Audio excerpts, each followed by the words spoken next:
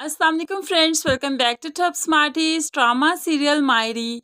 आखिरकार फाहिर और एनी का रिजल्ट आ जाता है। फाहिर आकर एनी को बताता है कि तुम पास हो गई और मैं फेल हो गया, जिस पर फाहिर को काफ़ी ज़्यादा गुस्सा भी है। मेरे बड़ों ने मेरे पर जिम्मेदारियां ही इतनी डाली कि मुझे पढ़ने का मौका ही नहीं मिला और तुम घर में आराम से पढ़ती रही, इसीलिए तो तुम पास हो गई। तो यहाँ पर एनी भी कहने लगी, जिम्मेदारियां तो मुझ पर भी बहुत सी थी फाहिर, अनाया की और फिर घर की। मैं कभी जिम्मेदारियों से भागी नहीं, लेकिन फिर भी मैंने अपनी स्टडी को कभी इग्नोर नहीं किया, इसीलिए शायद मैं पास हो गई और तुमने कभी सीरियस लिया ही नहीं, इसीलिए तो तुम फेल हो गए। अब फाहिर को अपनी ये इंसल्ट बर्दाश्त नहीं, कहने लगा मेरे सारे फ्रेंड्स बाहर जा चुके हैं और तुम जानती हो मुझे ग्रुप स्टडी में ही मज़ा आता है। मैं ग्रुप स्टडी ही कर सकता हूँ, वैसे मैं नहीं पढ़ सकता। अब तो मुझे बाहर जाना ही होगा और मैं किसी की नहीं सुनूंगा। यहाँ पर एनी फिर से परेशान हो जाती है, क्योंकि अब तो फाहिर ने हतमी फैसला सुना दिया। दूसरी तरफ वो अपने कागजात भी बनवा रहा है और समीना भी उसे देख रही है। उसके हाथ में फाइल देखकर समीना पूछ ही लेती है, ये किस चीज़ की फाइल है, क्या चाह रहे हो, क्या कर रहे हो? तो वो बता देता है, मैं बाहर जाना चाहता हूँ, ये मेरे डॉक्यूमेंट्स हैं बाहर जाने के। अब मुझे बाहर जाने से कोई नहीं रोक सकता, मैं भी पढ़ना चाहता हूँ। सारी उम्र मैं ये नहीं सुन सकता कि एनी पढ़ लिख गई और मैं जाहिल रह गया। लेकिन फाहिर जो भी कर ले, फाहिर सिर्फ डिसाइड ही करता रहेगा कि उसने क्या करना है। ऐसे में एनी अपनी स्टडी कंप्लीट करने के बाद अपने पैरों पर खड़ी भी हो जाएगी और फाहिर मारे शर्मिंदगी के उसके साथ कदम से कदम मिलाकर चलने के काबिल भी नहीं रहेगा। दूसरी तरफ हबीब ने आयशा से माफ़ी मांग ली अपने सभी गुनाहों की। अब वो उसके साथ एक खुशहाल जिंदगी गुजारना चाहता है, लेकिन उसके साथ ही साथ उसे जब जेवर का पता चला कि आलिया ने जेवर आयशा को दे दिया, तो फौरन से पहले उसे जेवर मांगने लगा, मुझे जेवर दे दो। तो आयशा समझ गई शायद ये जेवर की वजह से ही मुझसे सुलह करना चाहता है, इसलिए वो इनकार कर देती है। ये जेवर मेरा है, मेरी बच्चियों का है, मैं नहीं दूंगी, इस पर सिर्फ हमारा हक है। तो अब हबीब कहने लगा, अगर जेवर नहीं दोगी तो।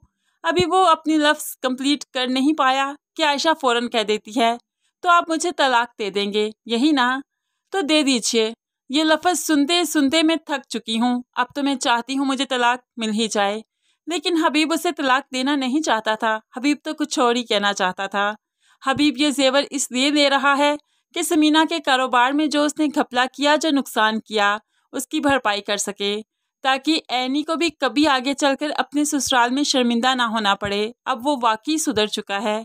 जब आयशा ने हबीब की बात नहीं मानी तो वह एनी के पास आ जाता है और कहने लगा, देख लो आयशा मुझे माफ़ नहीं कर रही, जेवर मांगा था वो मुझे नहीं दे रही, जबकि मैंने तो वो समीना भाभी का कर्जा उतारना था। तो एनी भी बाप को कहने लगी, मेरी माँ ने सारी उम्र परेशानी देखी है, दुख सहे हैं, अब वो इतनी जल्दी इतनी आसानी से भला कैसे यकीन कर पाएंगी? मैंने हमेशा उन्हें जाए नमाज पर बैठे रोते ही देखा है, उनको कभी मैंने हंसते मुस्कुराते नहीं देखा। ऐसे में आप खुद सोचिए वो इतनी जल्दी कैसे मान जाएंगी, कैसे यकीन करेंगी आप पर? लेकिन हबीब चाहता है कि अब वो और उसके बच्चे मिलकर हंसी खुशी रहें, आयशा भी उस पर यकीन कर ही ले।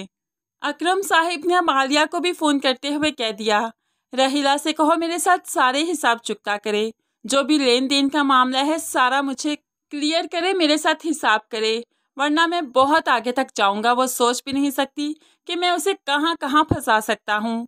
यहाँ पर आलिया परेशान हो जाती है और रहीला से कहती है कि वो अकरम साहिब ऐसे जान नहीं छोड़ेंगे और ये पुलिस वाले पता है किसी भी केस में फंसा देते हैं। लेकिन राहिला जो कि अपने हादसे के बाद कुछ संभल गई है, कहने लगी मैं सबको देख लूंगी, सबके साथ हिसाब चुकता करूंगी, जिसने मुझे तकलीफ पहुंचाई सबको उसका हिसाब देना होगा, मैं चुप रहने वालों में से नहीं।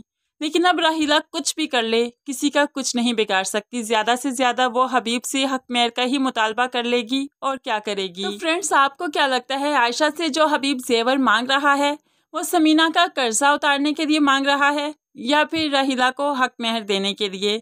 इन दोनों में से हबीब की क्या ज़रूरत हो सकती है? आप भी अपनी प्रेडिक्शन का इजहार ज़रूर कमेंट्स में कीजिएगा। मज़ीद वीडियोस के लिए चैनल को सब्सक्राइब करके साथ बेल नोटिफिकेशन ज़रूर प्रेस कीजिए, ताकि आने वाली हर वीडियो बहुत आसानी से देख सकें। अल्लाह हाफिज़।